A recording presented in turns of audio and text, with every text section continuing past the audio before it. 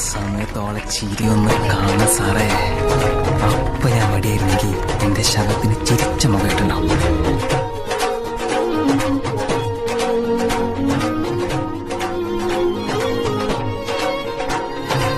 ആയിഷ എന്നെ കണ്ടു.